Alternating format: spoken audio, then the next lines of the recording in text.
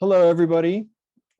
Thank you so much for being here. My name is Arthur Holland Michelle, and I'm really glad you've been able to join us.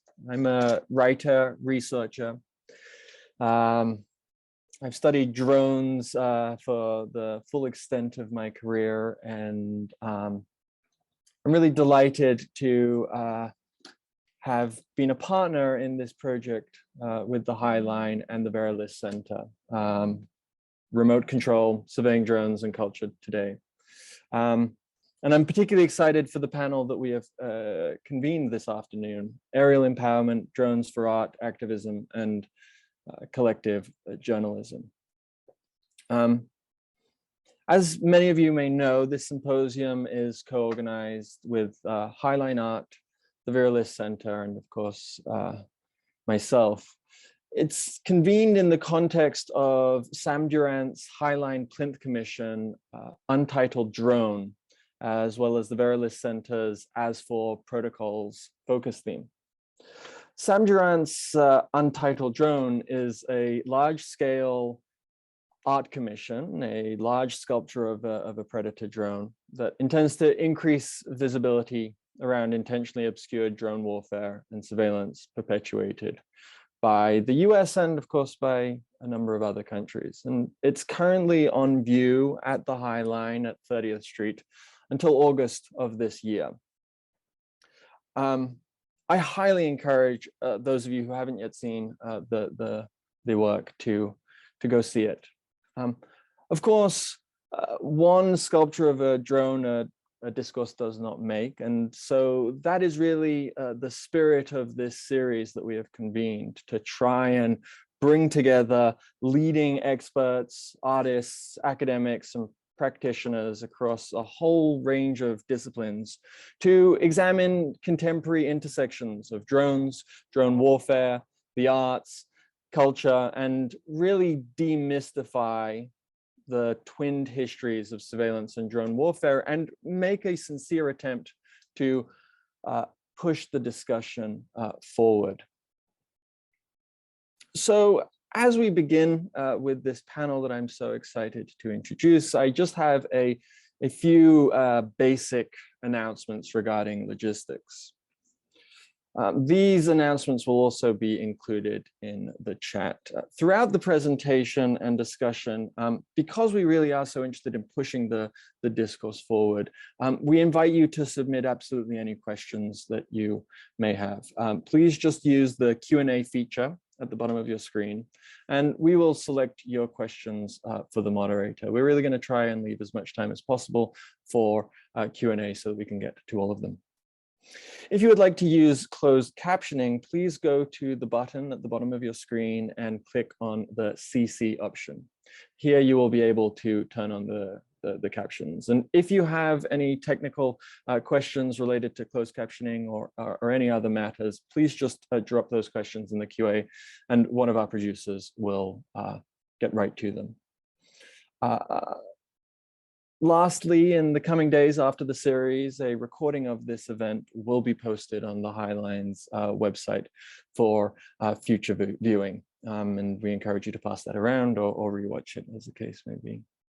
Now, although we are in a virtual space together, coming from all over the country and indeed the world in this case, before we get started, I would just like to acknowledge that I am myself coming to you today from Manhattan, New York, on the ancestral lands of the Munsee Lenape.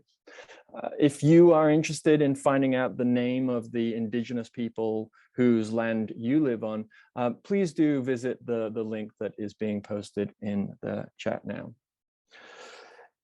At this point, it gives me a tremendous pleasure to introduce our event moderator, not just our moderator today, but a longtime friend of mine, someone whose work I have admired for a very long time, and someone who was at the top of my list when we started conceiving of the idea for this event series.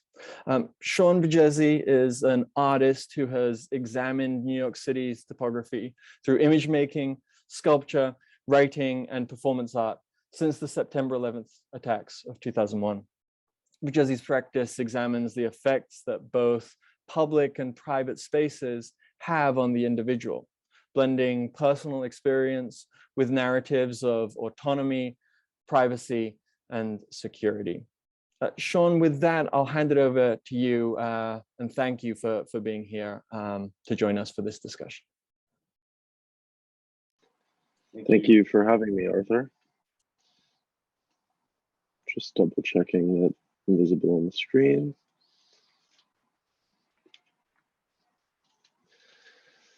Hey, so thanks again, Arthur, for the introduction. I'm Sean Vegezzi. I largely disqualified drones in my work due to the extreme violence that they are forever linked to, but have recently begun using them. So I guess I've kind of finally figured out a relationship to them that works. I recently made a collaborative series of video works with the filmmaker Laura Poitras that function as an ongoing investigation into obscured nodes of New York City's violent carceral and policing infrastructure. Most importantly, the series looks at the Vernon C. Bain Correctional Center, which is an 800-bed, 191-meter prison barge that has been moored in New York City's harbor for over 29 years at this point. I'm really excited to introduce the rest of the participants in today's talk. First, I would like to introduce Brooke Waukai, who is a member of the Stockbridge Munsee Band of Mohicans and Menominee Nations of Wisconsin. She is the founder of the Women's Indigenous Media, an Indigenous-led nonprofit media organization. Women's Indigenous Media was founded in Standing Rock, North Dakota, as a result of the mainstream media blackout on the human rights violations that were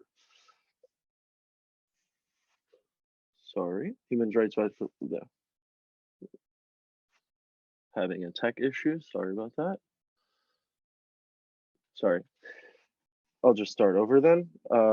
Women's Indigenous Media was founded in Standing Rock, North Dakota as a result of the mainstream media blackout on the human rights violations that were happening to the Indigenous people protecting the land. She became the first female Native American drone pilot to be documented. The aerial footage she and other drone pilots captured showed human rights and due process violations on the Standing Rock Reservation. Brooke is now working as the Wisconsin Department of Justice Missing and Murdered Indigenous Women Task Force Coordinator. And next we have Manther Etaky, who is a Syrian activist from Aleppo City, who's now based in Turkey. Etaky studied visual communications in the Department of Fine Arts in Aleppo University until 2012. And Etaky currently works in media and communication in a local Syrian NGO. He participated in the Syrian uprising against the dictatorship that ruled the country in 2011. He mobilized his knowledge in arts, media, journalism, and photography as the main part of his activism.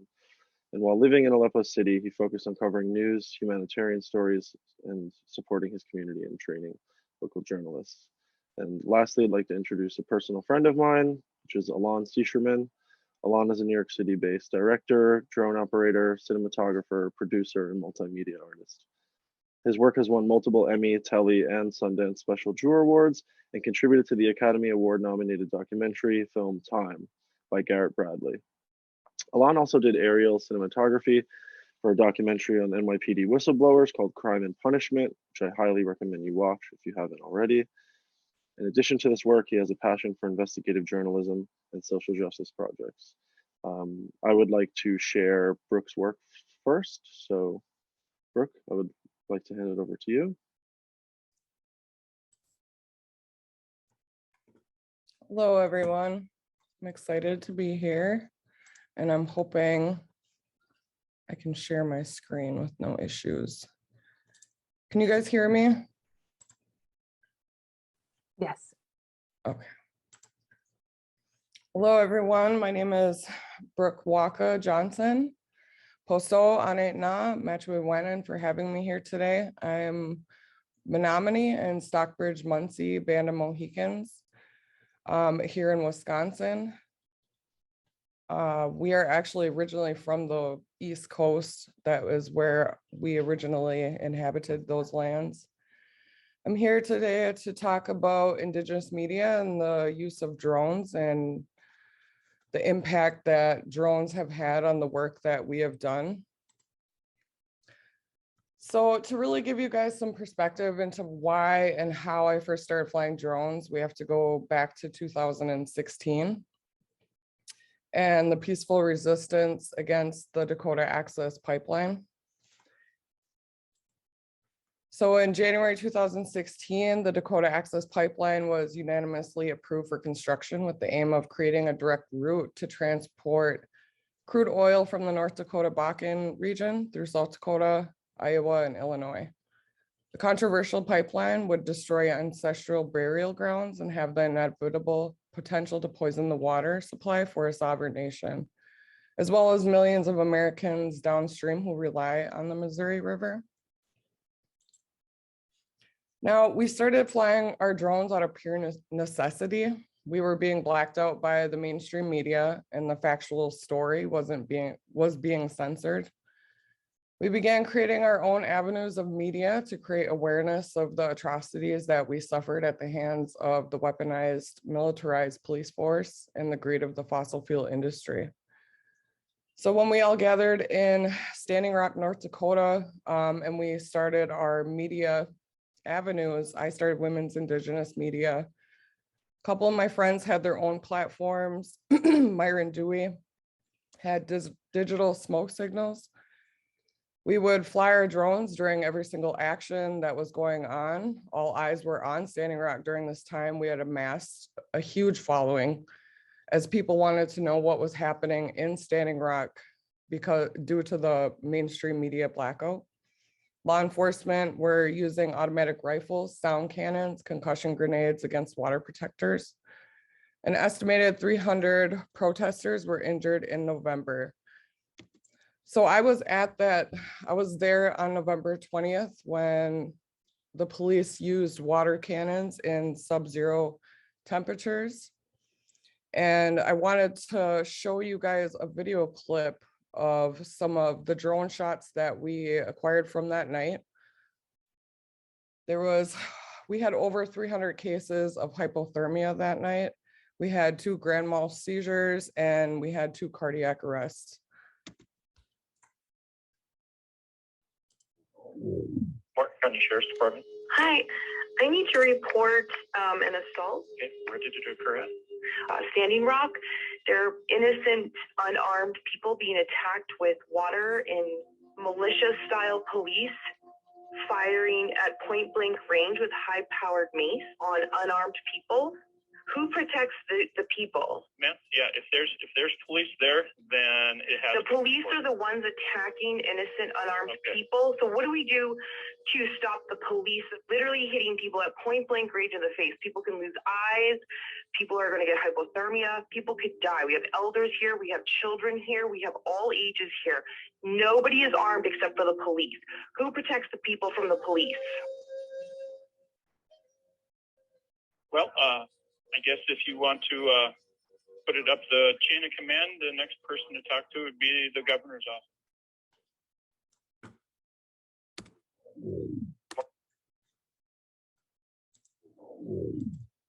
So that was November 20th in 2016. For hours, the bridge and the adjacent fields. It was a chaotic scene in which we were removing the barricade that was the direct path to be able to get to the nearest city, which was Bismarck.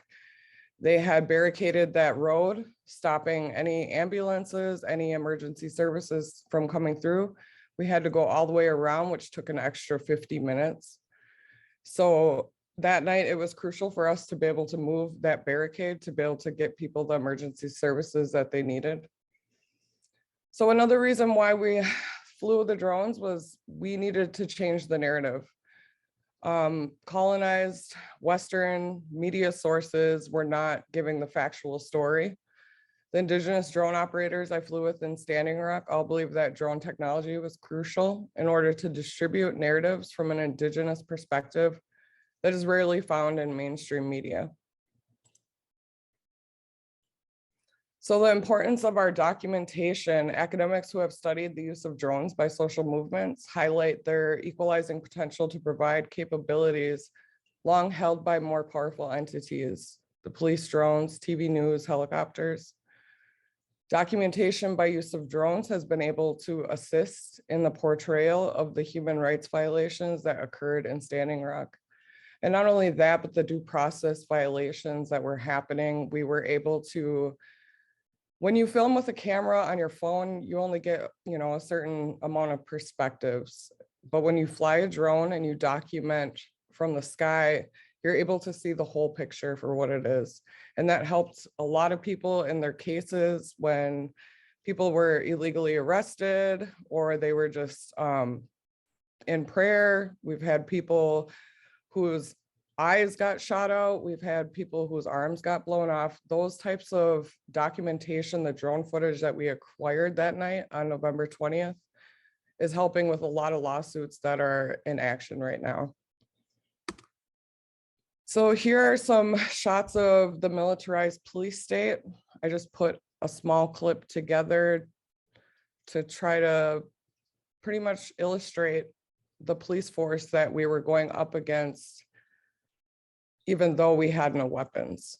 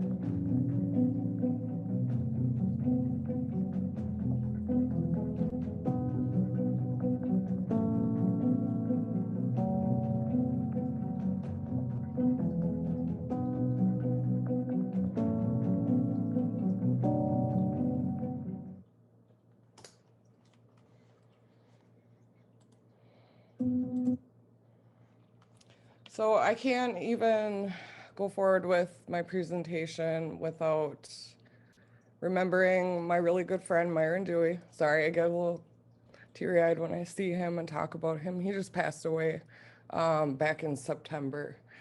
But he flew drones with us. He was one of the greatest teachers I ever had. He was amazing. But he really showed, he not only showed his skill set with a drone, but he passed that knowledge on. He would meet with the youth council that was there, the Indigenous Youth Council, and he taught them how to fly drones. That drone that he's actually holding in the picture is a Phantom 2, and he had probably about 10 of them that he let the Indigenous Youth Council just have to practice, to shoot, to film, to edit, everything that they needed, the skill set that's needed to use drones for activism.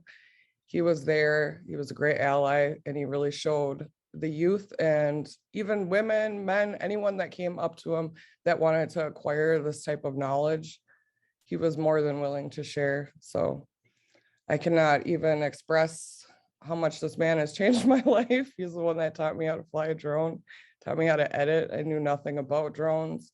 I never knew the capacity and the capabilities that we, you know, could achieve with a drone just by putting it up in the air, and the significance that it has for Indigenous people and changing our own narrative, taking control of our own narrative and not allowing the fossil fuel industry or our militarized police state dictate our story. So I think that was it. I just wanted to thank you guys for allowing me to present here today. Thank you so much, Brooke. And with that said, I would like to have you present next, Monther, if you're ready.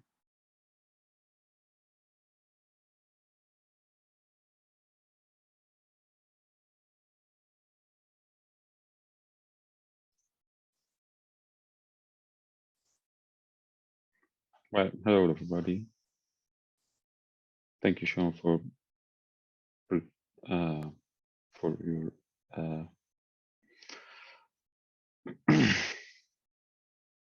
for having me here. Thank you, everyone. As Sean said before, mentioned, my name is Monther Etaky. I'm from Syria. from Aleppo City. I'm an artist and activist since 2011 in Aleppo City. I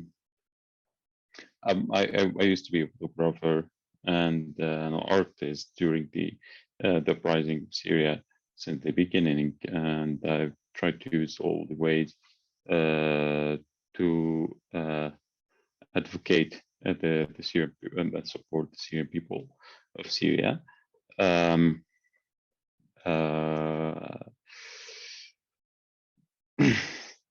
In 2012, my city Aleppo divided into two areas: regime control areas and liberated areas, or out of regime control. The regime start using the warplanes and start attacking the city and the civilians using power bombs in aim to kill and empty the city from its residents. As you see in this presentation, in this picture, it has been leaked in 2013 of a soldier of Syrian regime army dropping a bomb over the city, over the civilian, which is was one of the very destructive weapon. In this footage, I just saw this soldier looking down to the city where he's dropping the bombs, and I just wondered what does he seeing from above? I just wanted to maybe to see from above, but in that year I luckily had my first drone, which was DJI-1, which was basically with no camera grab tool, and have to use the GoPro, as you know. And a first fly in for training over the city, it has been shot by some soldier because it was known as a spying drone over the liberated city. The city of Aleppo has been turned into rubble during that years of bombardment, as you see in the picture. Everyone in the city was just looking up to the sky, just trying to find the warplanes and helicopters who's flying over the city and dropping bombs here and here, and they were just trying to track it where it is attacking, to just to escape or to run maybe to a safe place. As you see in the next picture, when in this the city turned into like this way of destruction, but seeing this destruction from the ground will not be a very clear picture to you, and you will use to live with it all the time, but you can't see what the scale of destruction of the city we are living in. In the first fly, I with my DJI, as you see, and in the next picture, I was flying over the liberated area, and here first time I see my house from above, which is abandoned for 3 years because of the because I escaped from the regime from the area who the regime controlled.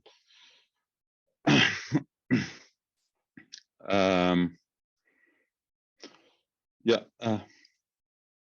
So I've started using operating drones from these versions of DJI from the DJI one, which was very weak version and need a lot of efforts to keep it safe from being lost or to fly for maximum 50 minutes, as you know. Until the 2016, in Aleppo City has been besieged by the regime and Russia. That made us, me and my friends, to make a kind of team to show some footage from the city from the sky, maybe to grab some attention from the viewers or from the people who interest in this into the Syrian conflict or the Syrian revolution. So we've made this kind of videos and publish it there and into the internet. One of the many cases we have working on was documentation by drones to the violation of human rights and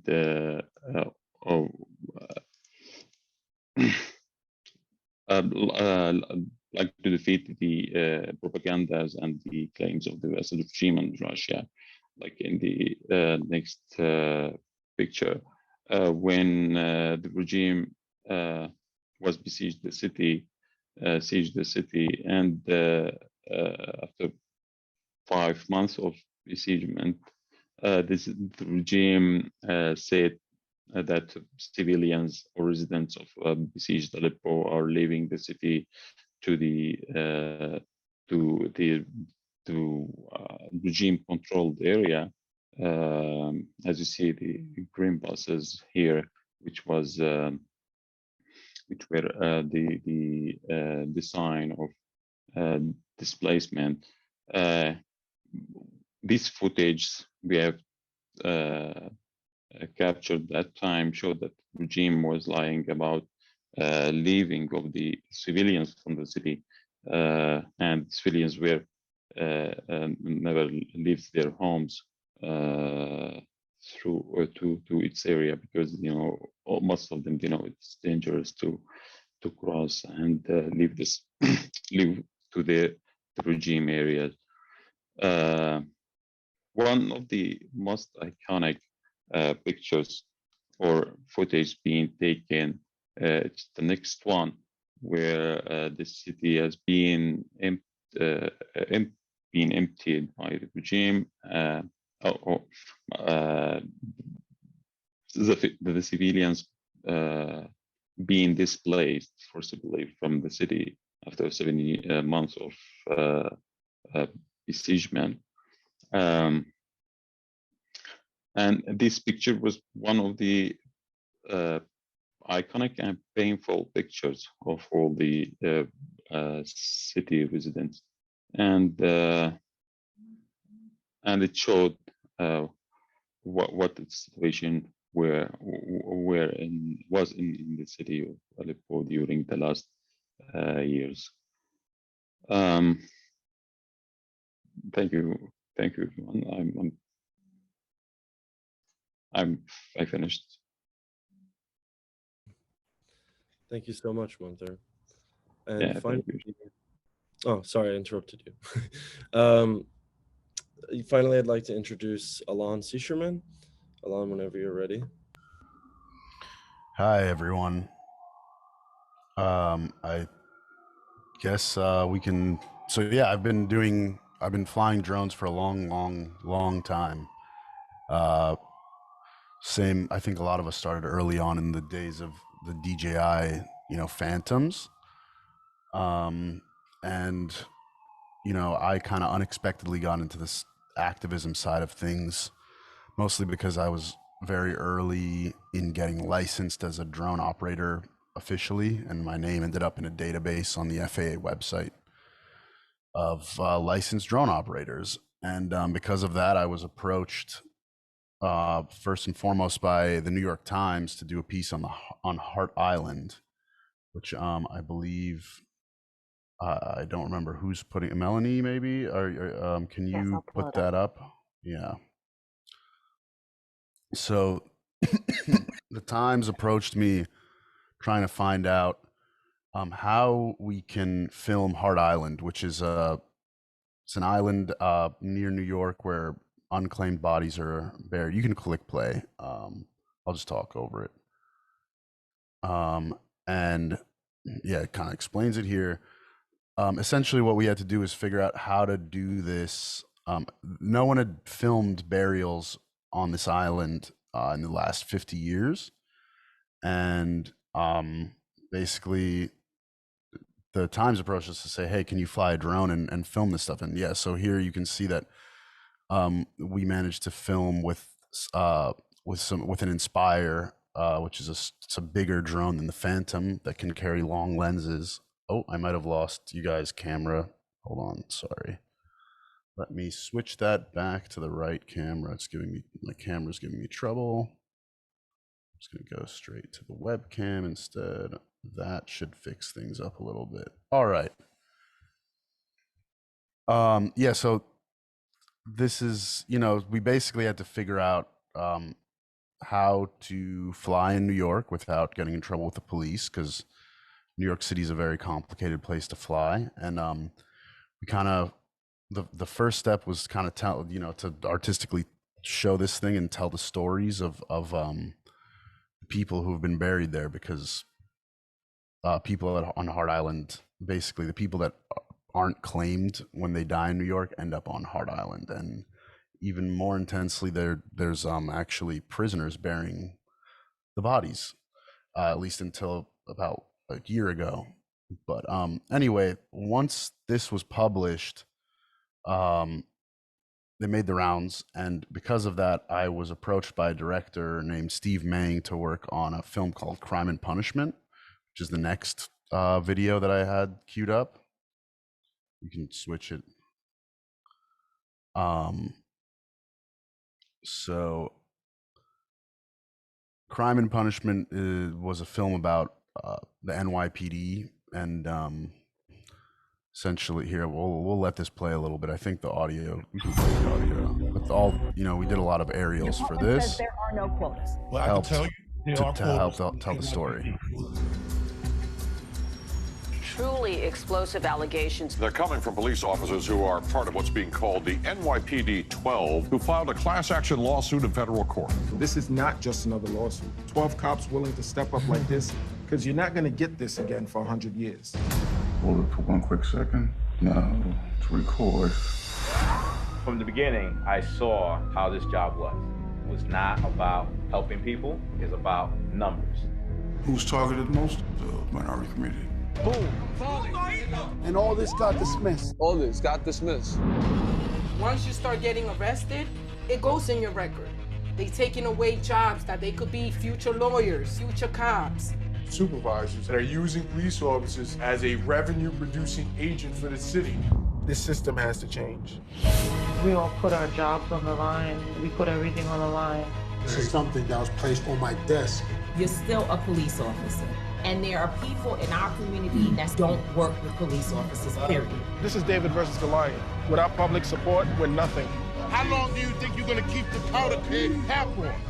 I believe in struggle, and with struggle comes change. Can the NYPD be what cops are supposed to be?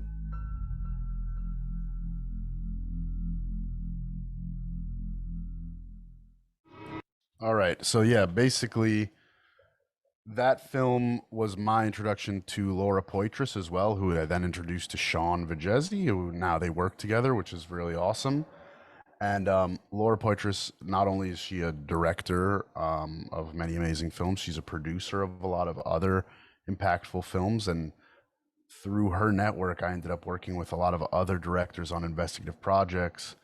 And one that stands out is the next video, which is a film called Time by Garrett Bradley, about a man who is wrongfully imprisoned in Angola Penitentiary in Louisiana.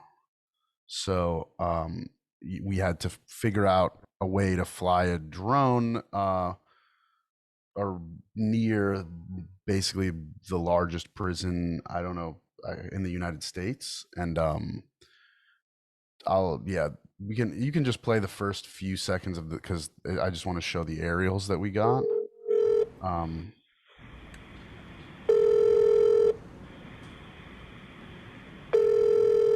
Judge's office. So My anyway, name is Silver Richardson, and my family is awaiting on a ruling regarding my husband's matter. So I a was shot just like wondering that. if you might have any information on like an update on it. No, we don't You have can even any. cut it at this point. What the?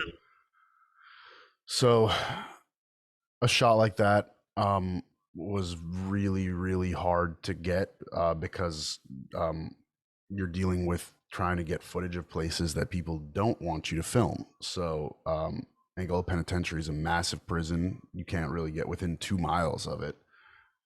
So we had to figure out a way to fly a drone from 2 miles away to close enough with all kinds of geographical barriers like rivers and hills and cloud cover, and you're dealing with battery issues and all types of crazy limit. And also you need people skills. You need to be able to talk to the police that are around and convince them that you're not spying on their friends. But anyway, we will probably get into all that a little later in the panel discussion. I don't know, Sean, do you think there's anything else I should skim over? I don't. But if you do feel like sharing any additional material, that'd be great. I guess I don't have more material, but I will say I also visited and assisted at the DAPL protest that Brooke is talking about. I worked for a week with Myron. I was gonna bring that up during the panel discussion. Yeah. Oh yeah. Okay, so we can talk about it then. All right, great. So yeah, I'm done. Okay, well, okay, great. Well, yeah, it'd be great to then bring everyone in for a group talk then.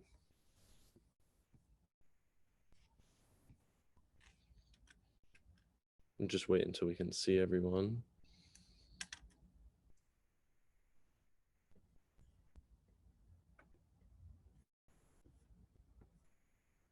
Cool. And if you just want to signal us when we are all in this kind of like panel mode. I was expecting to see all of the people side by side. Is that when we know everyone's been correctly arranged, or are we technically in group discussion already? Okay, great.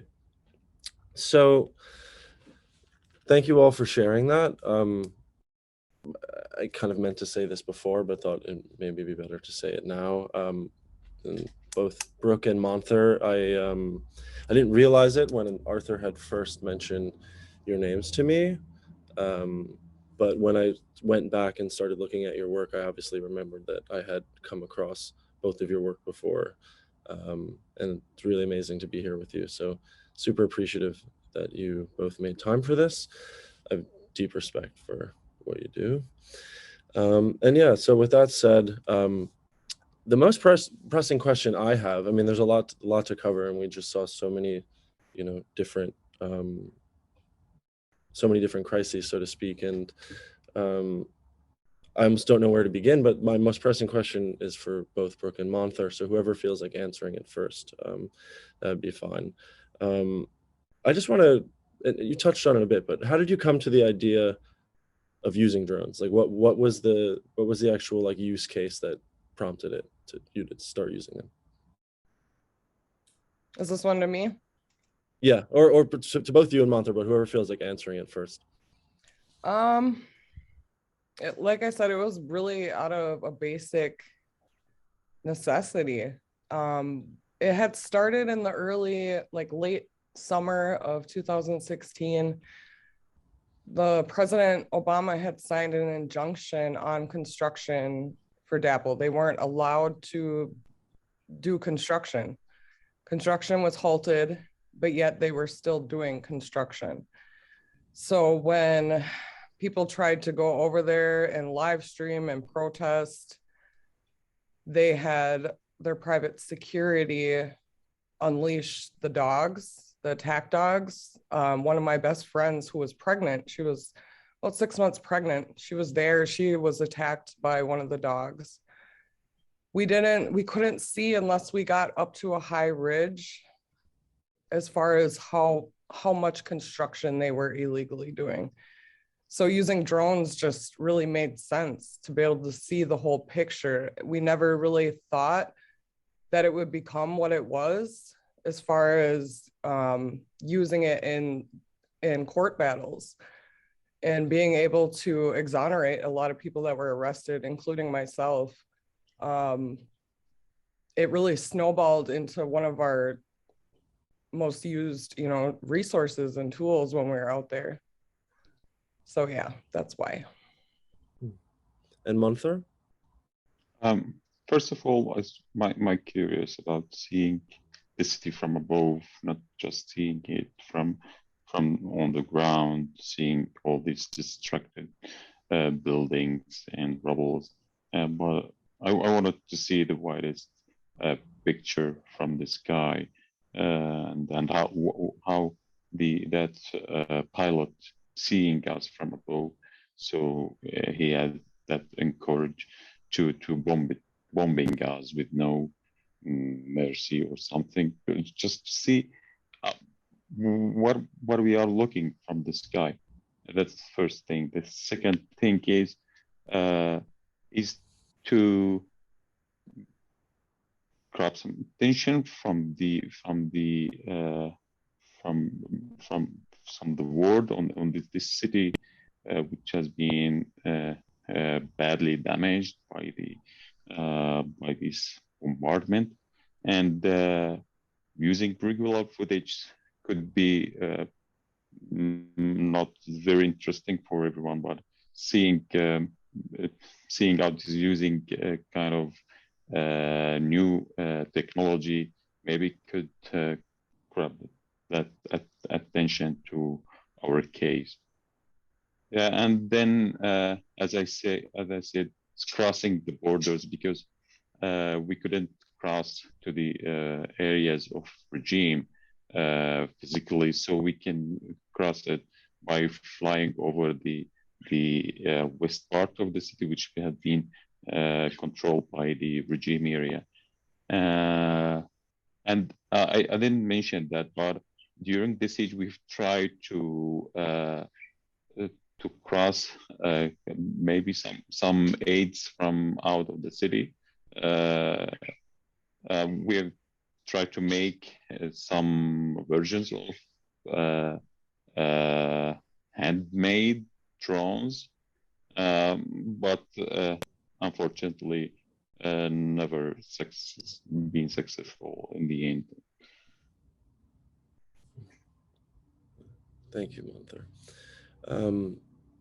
The next question I had was, did you initially, were you met with any resistance from within your communities using these devices? This is for both you and Brooke, so whoever would like to answer the question first, but I don't want to overstep here, but I'm just thinking about the history of this technology, and it cannot be separated from violence. And so I'm curious to hear if people were going to maybe be suspicious about you using this in your community.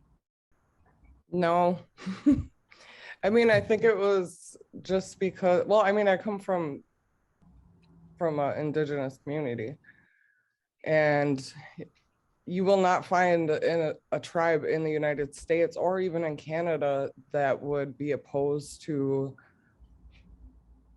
stopping the fossil fuel industry. So understanding that this drone really did shed light on a lot of things that we didn't really have access to before.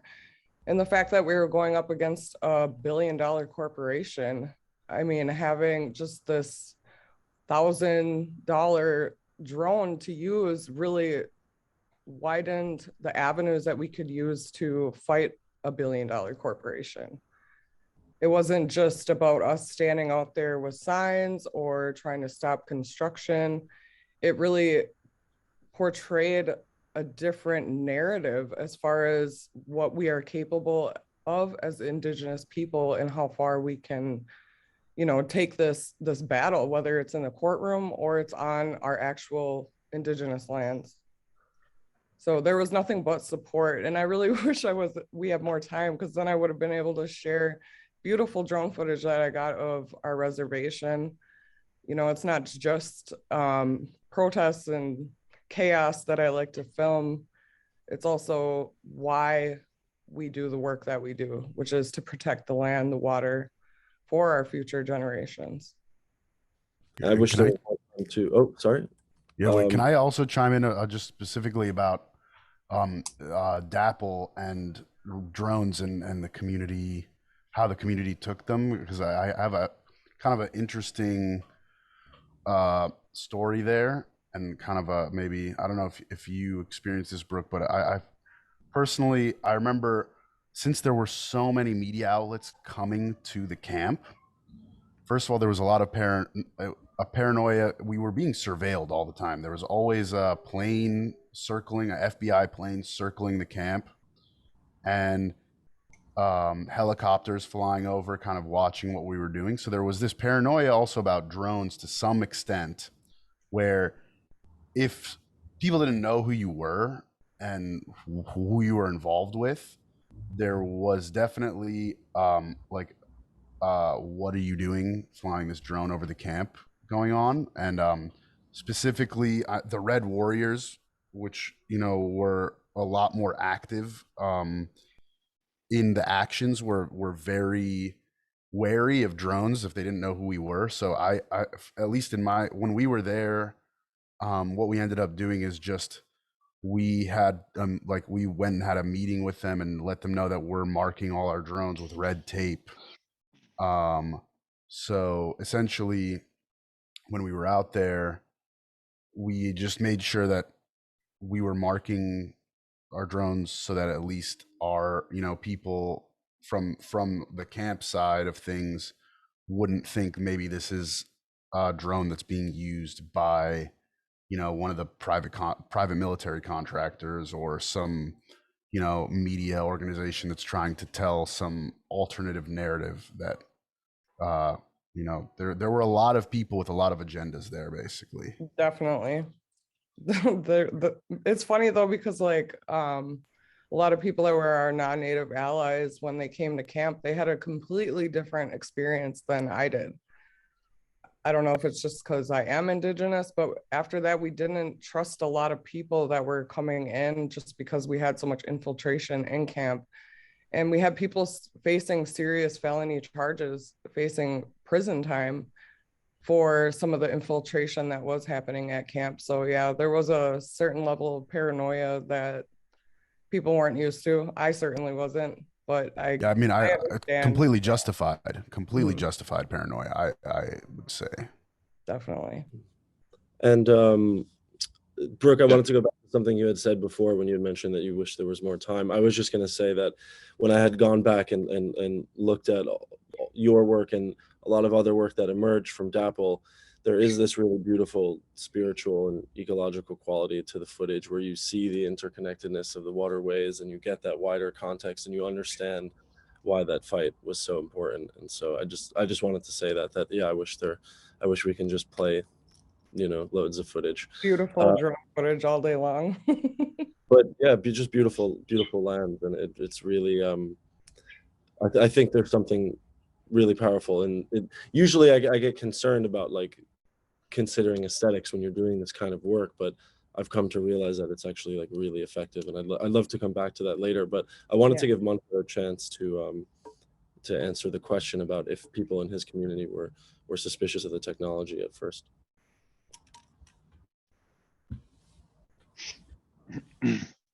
Yeah. Sorry. Hey. Yep. We are talking about the community acceptance of the flying drones using this technology into my first drone was being shot by someone in the rigid area by a bullet because no one was believes that we could fly. The sky is being occupied by the regime, so everything flying. If it's not a bird, it would be something for the regime. And the second thing is people believe that if you made any kind of visual footage that will help the regime and the Russians of locating all the targets to attack it in the next attacks. But in a few months later, people get aware about the usage of our technology we are using.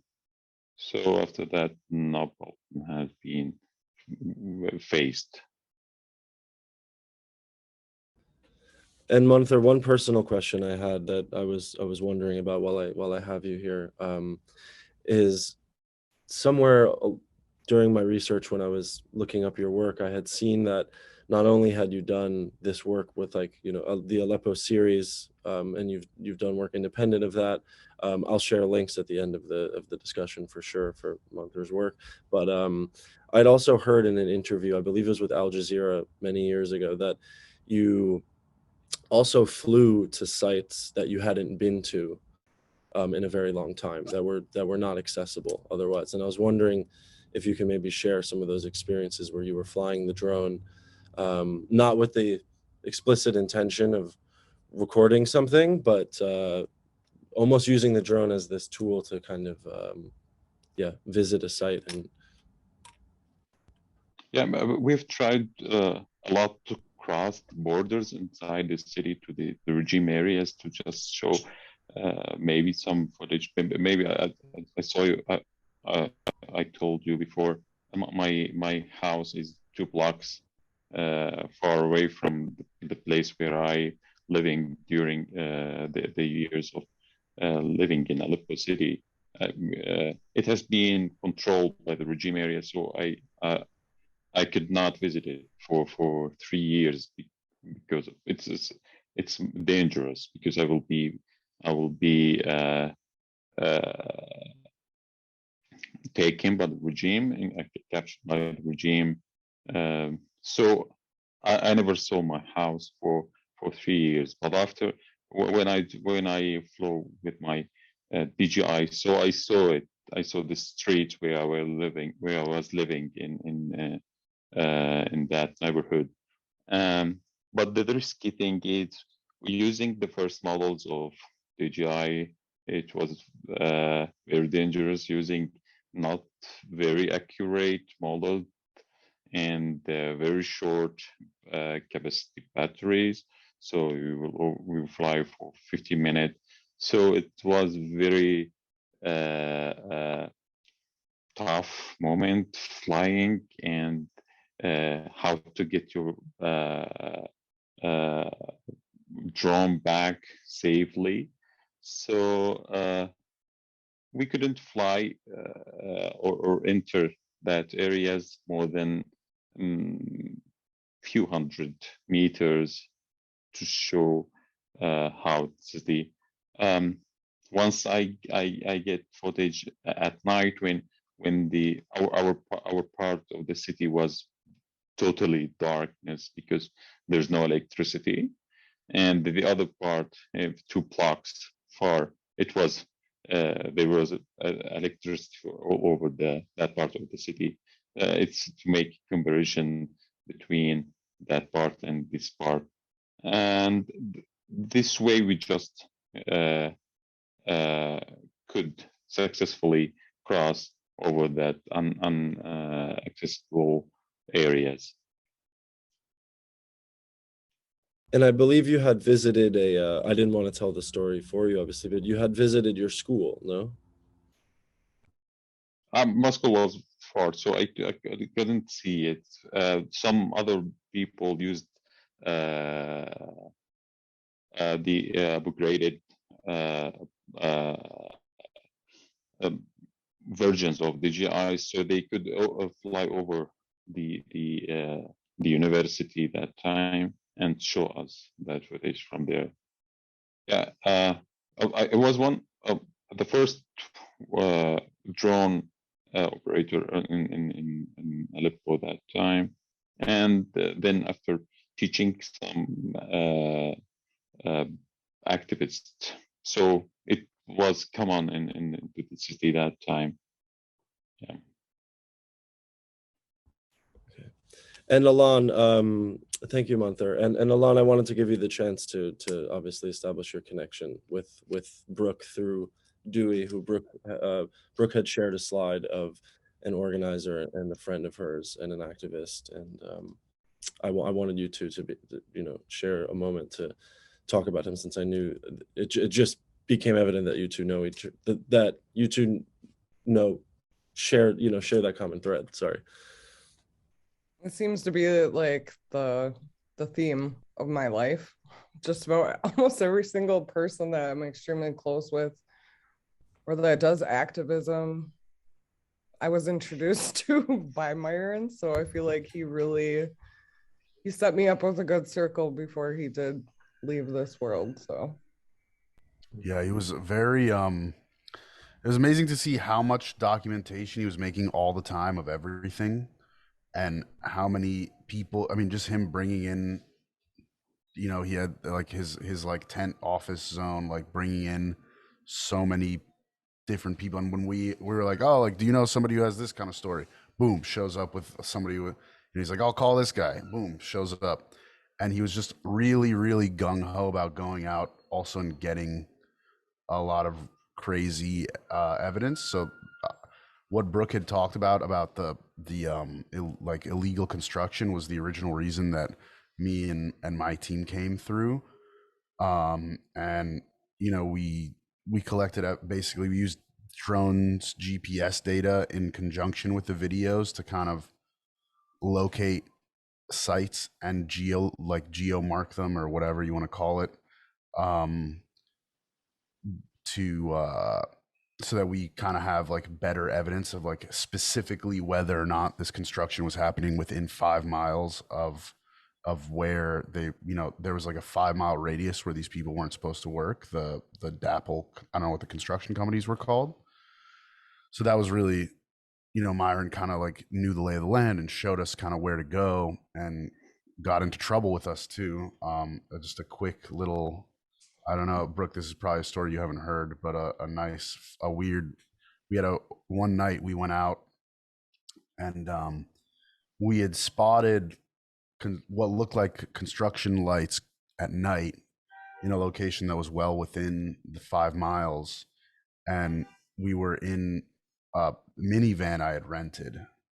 Then I was very paranoid about the damage to the minivan. But we were driving kind of there's a lot of, in North Dakota, there's a lot of these like back You had damaged it, or you roads. were worried about damaging it? Sorry. No, I was very worried. Because I was just like, I don't want to damage it and pay the money to fix so we're driving basically off road in the middle of, like, in between a bunch of plots of land. There's like, basically there's main roads in North Dakota, and there's like dirt roads in between these like giant, were they farms, Brooke? What was around, like, what was that? Like where there was like, it's like that on every reservation. It doesn't even matter the terrain. There's just like roads that connect you to the main roads that go through. Okay. I mean, we have woods up here. We have trees. There's no trees in North Dakota. No, there it's flat. Yeah. And so it was pitch black, and we're driving, and I have the lights on, and we look down and we see this site, and we're like starting to look at it. We were about to fly the drone, and all of a sudden Myron's like, look, those lights, there's like 2 trucks driving towards us. And I'm like, well, okay, let's wait for a second. He's like, kill the lights, kill the lights. So we killed all the lights on our truck or van. It wasn't really an off-road vehicle. And all of a sudden, even though we killed the lights, they knew where we were, and we realized that there's 2 pickup trucks just like blazing towards us. And Myron's like, all right, we got to turn around and get out of here before they get to us. And so we do a little U-turn. It's kind of funky there because there's the ground is all messed up. And I start driving, and I'm so paranoid about damaging the vehicle. I'm driving I thought I was going like 30, 40 miles an hour, but Myron's like, hurry, speed up. I'm like, I'm going fast. And Myron's like, no, you're going, 7 miles an hour. Hurry up. And obviously I need to find, I have footage of all this somewhere. Basically I do speed up, but I'm still keep slowing down. And he's like, you gotta hurry up. And I slow down, and you gotta hurry up. And then luckily though, we hit a divot in the road that was super jarring, that we went over maybe 15 miles an hour. And this was right as these pickup trucks were catching up to us, and they hit the divot in the road at like 40 miles an hour. And just, you saw them slam. And then we drove off into the night. It was me, Myron, and another person I work with, Micah. And we continued to like search around that night, and we got pulled over by cops for like crossing. They made up some like random thing to pull us over for, that it was called, said we crossed a fog line, which is, I don't even know what that means. And they pulled us over, and then we pulled up by accident to someone's property, and they came out with a shotgun. But I think Myron was always up for that kind of adventure. Oh yeah. First time I met him, he drove right up to the barricade and got out and started live feeding and interviewing the police force that was in front of the barricade. And I was like full blown anxiety attack. I'm like, this guy is crazy. This man is insane. Why would you go here? These police officers just literally got done beating us up like 6 hours ago. Why are we here right now? But he was not afraid of anyone. I mean, Myron was a big guy. He was probably about 6'1", tall, like almost probably solid 250. Like, he was a big man, and I was still afraid. And he didn't care. He didn't have any fear of the police force there. If anything, he wanted to document his annoyance to them. They hated him. Like they just, every time we went to Bismarck, we would get followed. There was times where we were chased off the road by snowmobiles. There was times where we would just get pulled over for no reason. It was insane. Like, they would follow us when we'd go eat, sit in the parking lot, wait for us to leave. Like, the level of paranoia that came with the level of surveillance was insane. So, and also that was just a little thing that we really focused on. Am I muted? Oh no, sorry. We focused. Can I say one thing? Sorry. Oh yeah, sorry, go ahead. I'm sorry to be annoying moderator guy. Brooke, you had mentioned before, although it's not directly connected, you mentioned having a bunch of anxiety when you had witnessed Myron confronting guards. And I was just wondering about if you had any initial anxiety, Brooke, both Brooke and Monther, when you originally started doing this work. Like, were you fearful about doing this kind of work? And I never had anxiety before I started doing this work. And my first anxiety attack, I thought I was dying. I was like, what is wrong with me? I must have a brain tumor or something.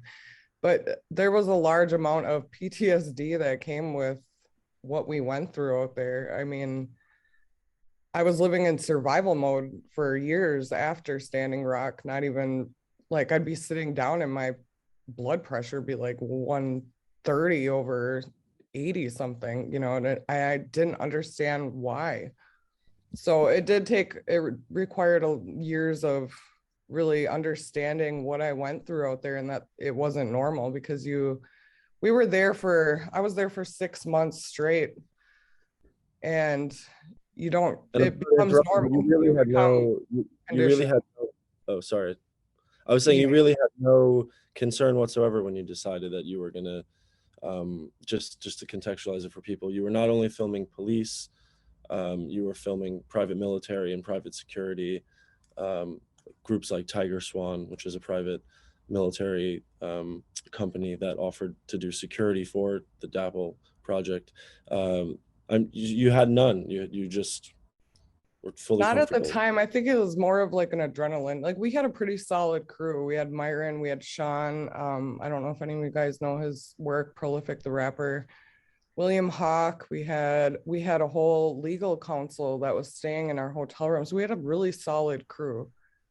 And we knew why we were there and our reasons for being there. I mean, I have children. Like I'm Indigenous. I'm used to people just kind of taking what they want from our land, our resources, and our people. So it really wasn't a choice to be there. Like it wasn't a conscious choice. Like, oh, I'm gonna go here and go get PTSD and traumatize myself.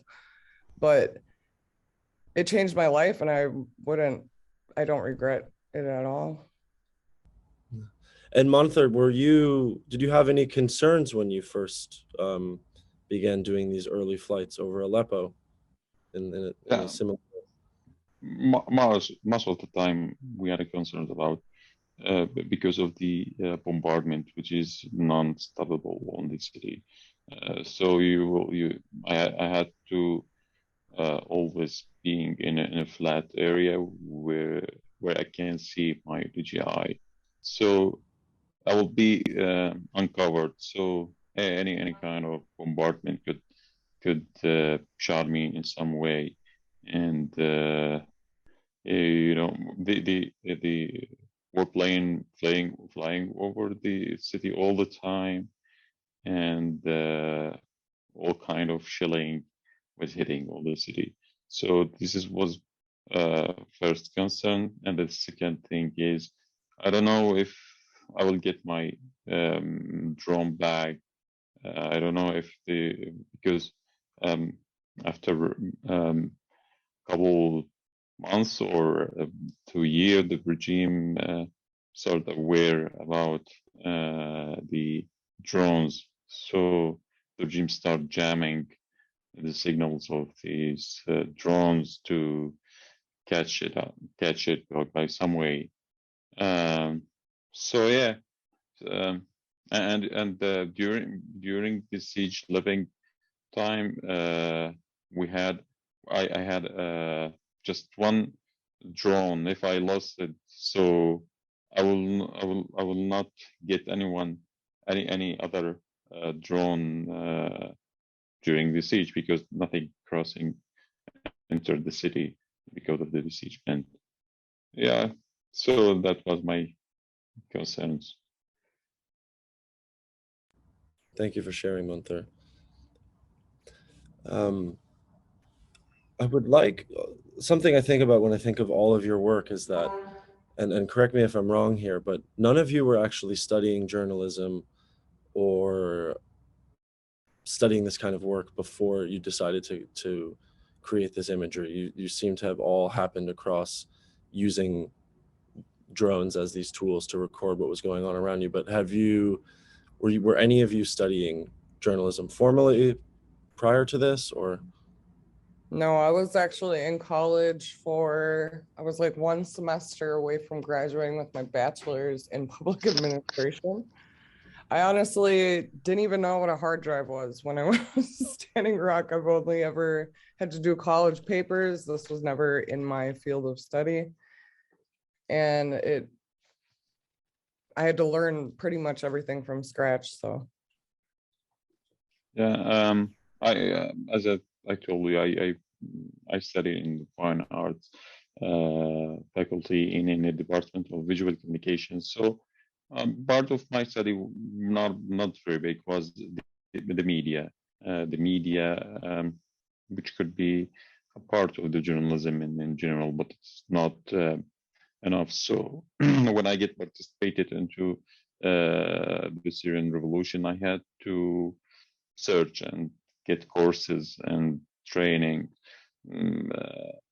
to enhance to sharpen my skills into journalism or something like this. So most of us in Syria, as a journalist, we used to be presented as as a civilian journalist, local journalist. So it's you don't have to be a professional to just deliver some footage and pictures from on the ground.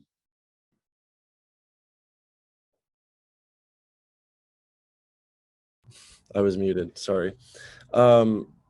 Despite none of you having any of that formal journalism background, I've just personally been impressed by what seems to be like a really strong ability to focus on verification of what you're filming, the contextualization, showing what's going on wider around you, and the curation of images. And I'm curious if you can both, or all of you can share your process for publishing material and what that was like. So I understand that how you learned to fly drones now and how you both didn't have these backgrounds, but how did you come to becoming savvy with actually releasing this imagery? In the back seat of my 2011 Toyota Highlander. That's where I learned how to do everything. Every time we'd fly, we'd switch out SD cards, drop the footage, cut and edit it right away immediately and get it out on one of our platforms. There was 3 people in our crew that each had a platform. There was Indigenous Life Movement, Digital Smoke Signals, and Women's Indigenous Media. And then Prolific, the rapper, had his own platform as well.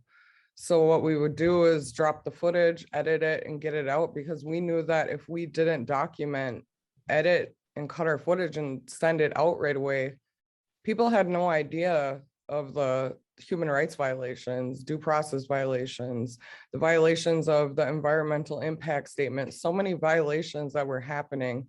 People had no idea. So we knew that we were legitimately the only source of information, factual, consistent information that was coming out of Standing Rock. As my start in activism into the Syrian revolutions in the beginning, I was using phone cameras, and any kind of footage being published, everyone and the networks, news networks, and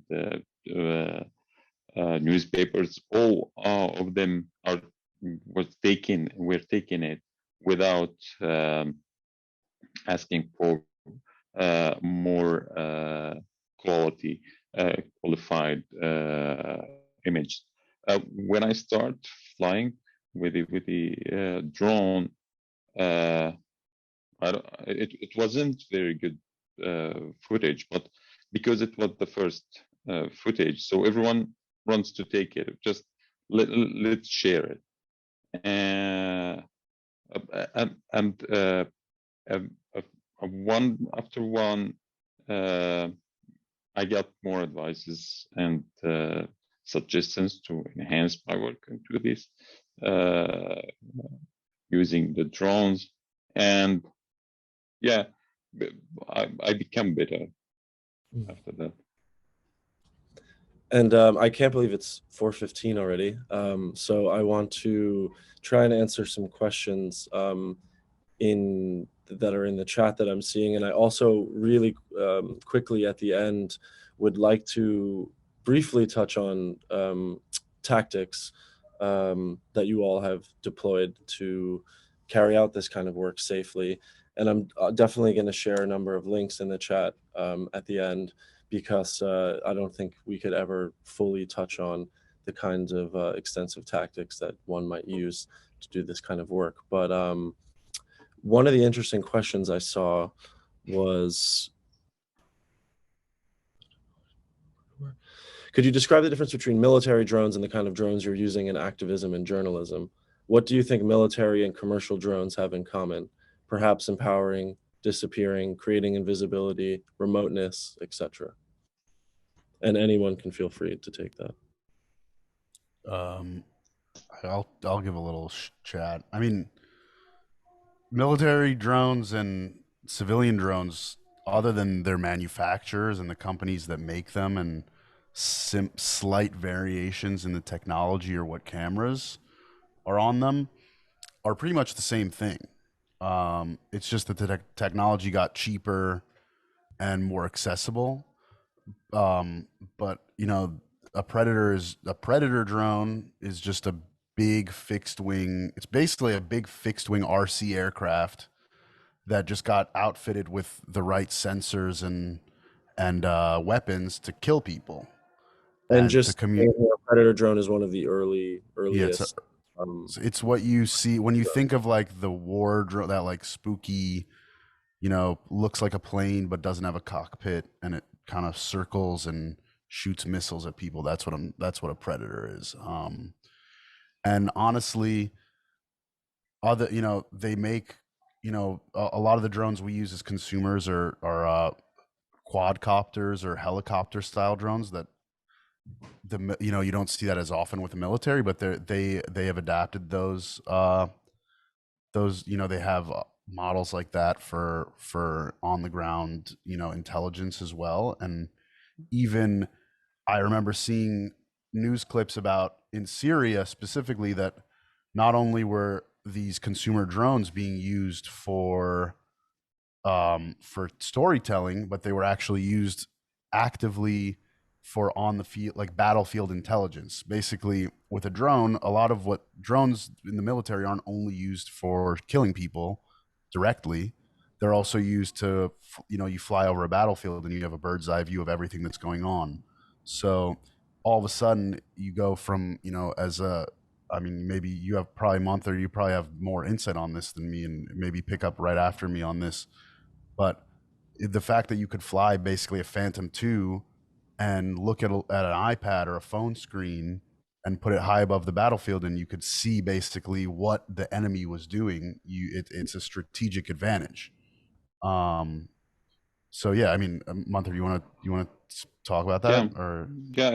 That's right, because you know, for example, the rebels in Syria had no good support from the air, so many of them used the drones for such a thing.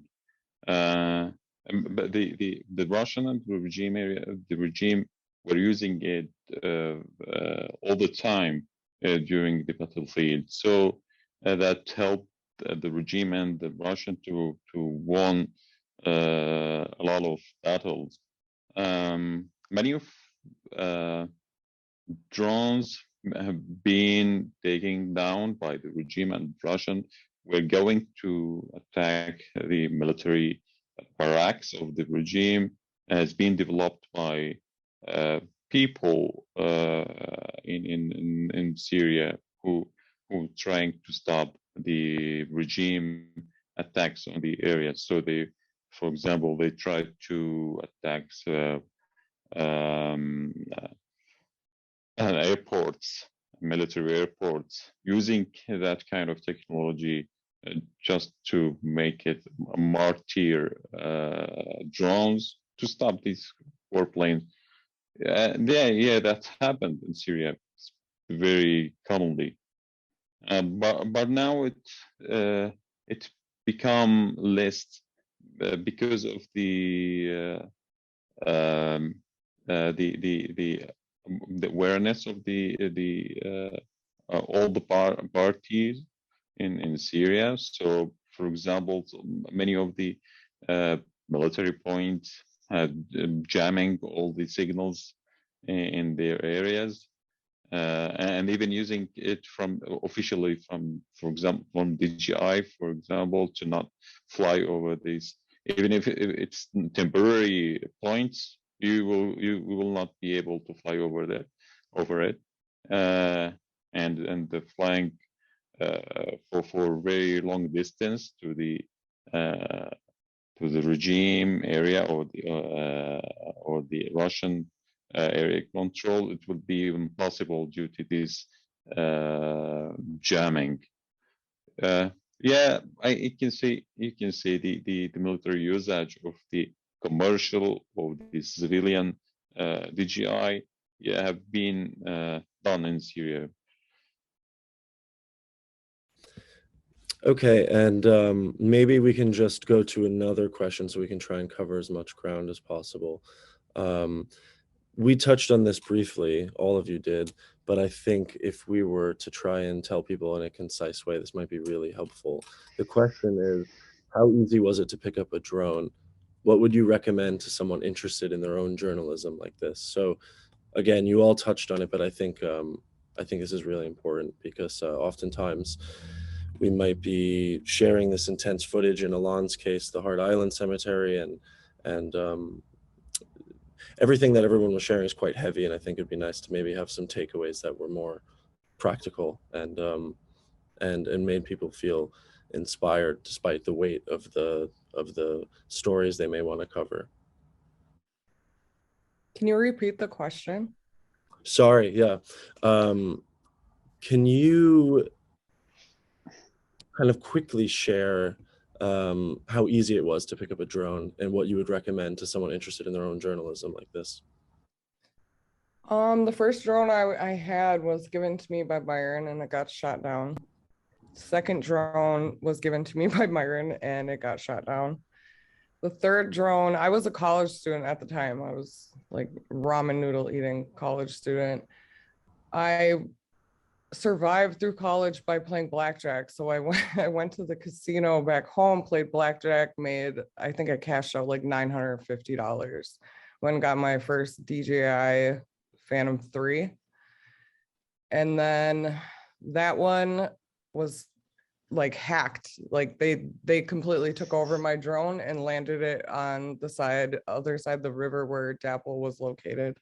The fourth drone I had a man contact me over Facebook Messenger, called me. Usually I don't answer those cold calls like that, but for some odd reason I did. And I'm really glad I did. He was a man from Connecticut. And he said, I had a dream last night that I'm supposed to buy you a DJI Phantom 4 and you're supposed to do great things with it. Go to your nearest Best Buy. I didn't know the guy. He didn't know me. I didn't know him. He just said he had a dream that that's what he was supposed to do. Went to Best Buy. That drone actually got shot twice and it still flies. I still have it. I put it in a glass case because it's like a memento now. So, I mean, getting a drone is easily accessible. I mean, you just have to be creative with what you want to do with it. If you want to, yeah. Okay, my thought is it's not easy to use, but it depends on how worthy thing you are working on. So you could lose 2 or 3 or 4 drones for the case you are working on for journalists. You can't work on some case by getting permissions and from government. You are working on a case against them. So yeah, I'd just say since everybody's talking about how many drones you're going to lose, start with small and cheap drones to learn how to fly. Ones that you don't, there's drones that are small enough that you don't want to, like, basically you can spend like $50, get a little drone to fly around your house, get comfortable, because there's already so much crazy stuff that's going to try to take down your drone that you want to make sure that you're not the one that takes down your own drone. And then you don't have to spend as much money buying new ones if you crash your nice fancy one. So I would say get good enough that the only reason that your drone goes down is because somebody shoots at it or something like that. So get really comfortable and just fly a lot. Spend a lot of time practicing. And understand your environment that you're flying in. North Dakota was extremely windy. DJI Phantom 4s were the only drones that proved over and over again that it could fly in that type of environment. Negative 30-degree wind chill with the wind at like 50, anywhere from 45 to 50 miles per hour for weeks at a time. So just know your environment that you're flying in. And before we close out, I just wanted to second what Alon was saying. Alon actually taught me how to use drones. Alon is really collaborative and doesn't try and, you know, protect his practice by not teaching people things. But, you know, he had instructed me to buy a $30 Hubsan drone, which was the cheapest drone I think I can find in store locally in New York City. And he just told me that the worse the drone, you know, if the drone flies bad, it's actually better, because if you're constantly countering a cheap $30 drone's kind of lack of good flying ability, if you can successfully navigate something like that, even around a dining table, when you go to eventually use something that you would use in civilian journalism, like a DJI, that you would be shocked to find like out how easy they fly and how good the stabilization is. So I think, Alon, you were really right in that you do not need to go spend hundreds of dollars at first. In training, you can crash several $20, $10 drones around the house, and then when you finally do launch something better, you'll be kind of shocked by it. And they keep getting more and more sophisticated. And as a kind of closing thought, which maybe we can all quickly contribute to. I will add something maybe for this chip, because using not easy a drone to drive, it will give you more experience, because if you are using automatic drone and if you get in trouble, she will not be able to get it back. Like if you are now flying over the areas I told you before, it being signal jammed, so many of drones are losing signals, and people who are using it automatically, they are using it because they can't drive it manually by themselves to take it to turn it back to their location. Thank you, Monther. And as a closing thought, which maybe we can quickly all add to, is this is a very interesting time to get into drones and potentially use them for civilian journalism, because global legislation is really somewhere between totally grounding them, letting them free fly, or regulating them. And law enforcement, governments, and civilians worldwide are all in that same gray area. We're all trying to figure out how to regulate it, and we're all trying to figure out how to use it. At the same time, all of us want to work in our own ways to both inspire and teach people, like inspire people to use drones and teach them how to actually use them.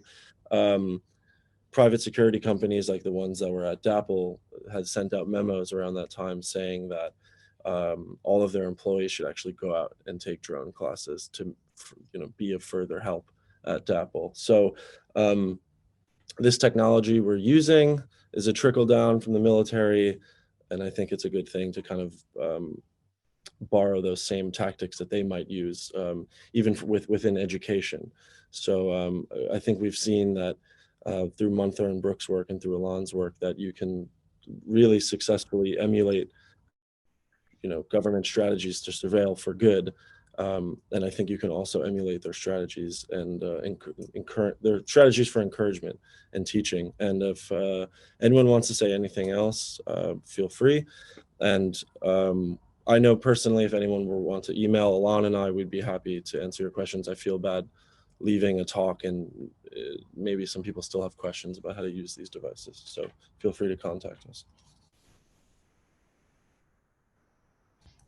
Can I say one? Yeah, if you want to be doing stuff that you're not supposed to do with drones, or stuff that a government wouldn't be happy about, buy your drone in cash, and don't buy a DJI drone, because DJI basically produces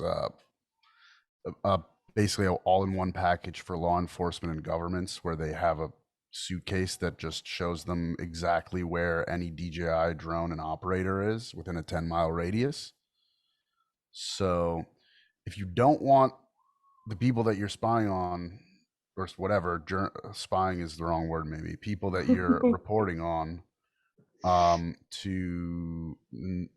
we could watch Watchmen and say spy. I think it's fine. Yeah, no, I just mean it's not always spying, but whatever. But then you really want to be aware of your personal information as it is attached to the drone. So again, it's like you attach your cell phone to it. Are you connected to a cellular network? You should only be connected to the internet if you want to stream from your drone, and maybe buy a burner phone that isn't associated with your identity, because sometimes what? Also in cache. Yeah, also in cache. Everything, basically the same principles of data security and privacy that that you would recommend for private internet usage. If you're really trying to do something that's untraceable, you have to carry that over into what you're doing with drones and journalism. If it's that type of work that you're doing, I mean, it's a very niche thing that we do. Even a lot of the stuff probably between all of us that we do, even if it's reporting, you don't have to be that cautious. But there are times where you're doing things where you really don't want this to come back to you in a way that's, and I think people are a little bit too nonchalant about, buying the DJI drone and plugging their phone in and not, being aware of how much data is being sent to not only to DJI's servers, but how much is being broadcasted directly to possibly equipment that law enforcement has. And, what Brooke was saying, some of these, especially DJI, the law enforcement has the capability to commandeer your drone, and there's other solutions, whether it's homemade or other smaller brands that don't have as much of the eye of government watching them, that you can use to avoid a lot of issues that come up with DJI drones. And there's also, oh man, it slipped my mind. I'll remember if I remember what I was going to say. I'll pop back in. Maybe Brooke can close us out. I'll add to Alon about DJI. As you know, the regime of Syria has been put under a sensation of all the world because of the violation of human rights. Even though DJI has blocked all the military barracks and areas in every update of the versions of the DJI. So it's very necessary to get footage from that military barracks for the purpose of human rights. But even though the DJI blocking all these sites from flying over it.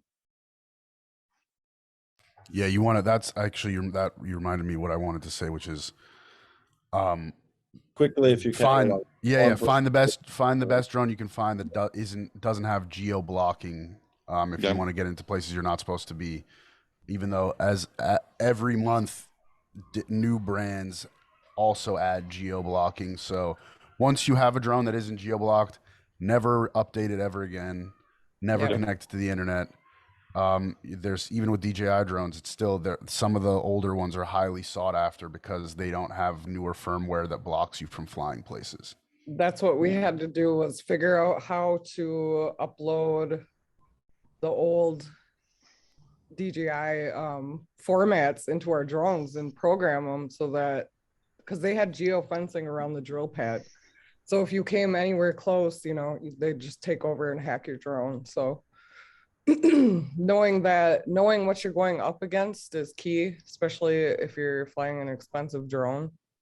But yeah, get something cheap, learn how to maneuver manually, learn how to learn your directions, north, east, south, west, know where you are, first line of sight. Manual, that was something that Myron taught me right away, was how to fly it manually. Oh, and also, if you can, record the screen of your video feed, because you never know if your drone gets shot down. Even though the video feed isn't as great as the footage on the drone, you want at least something there to take home. Yeah. I wish we can just keep going, but sadly, I wish this is where we started. somehow it's 4:30. So I just wanted to thank you all again for coming together. Brooke and Monther, it's so nice to meet you again. I respect your work so much, and thank you for creating too. Thank you. Thank you, everyone. Thank you. And Alon, we know each other well, so sorry I'm not thanking you for your work, but I'm appreciative. Yeah. But thank you, everyone, and thank you to our viewers if anyone was found it helpful or interesting in any way. And thanks to everyone who organized this event, Highline Art, Veralist, Arthur. Thank you. Thank you. Bye-bye. So I'll close us out quickly. Thank you again, everyone, to just reiterate what Sean said, Brooke, Monther, and Alon, for all of your guidance and your insights and sharing so much of your work, and Sean for expertly guiding this panel. This was a really incredible conversation that provided such a great framework for understanding fractured perspectives of drones and activism under drones and citizen journalism. And so we really appreciate y'all sharing all of this. Thanks also to our co-presenters and colleagues who've made this series possible. Many of you know by now, but I'm Melanie Kress and I'm the Associate Curator here for Highline Art. Thank you to the members of the Highline Plinth Committee, contemporary art leaders committed to realizing major commissions and engaging in the public success of the Plinth who've made this series possible. The Vera List Center's participation in remote control is made possible in part by the Andrew W. Mellon Foundation, the Andy Warhol Foundation for the Visual Arts, the Ford Foundation, the Kettering Fund, as well as the members of the Vera List Center Board and the New School. Thank you again to everyone who's attended this event with us tomorrow. If you'd like to dive in for our next conversation in the series, please join us this afternoon at 6 o'clock for the fourth event in this symposium titled Algorithms in Warfare, moderated by our own co-organizer, Arthur Holland Michel, who introduced this conversation earlier today. The panel will feature Lucy Sicherman, Professor Emerita of Anthropology of Science and Technology at Lancaster University, Eric Lynn Greenberg, Assistant Professor of Political Science at MIT, and Tanil Youssef, International Human Rights Advocate and Professor. This talk will touch on the fact that militaries around the globe are investing heavily in artificial intelligence and related technologies to automate the conduct of war, heralding a new age of drone warfare that further removes the human decision maker from the effects of their actions.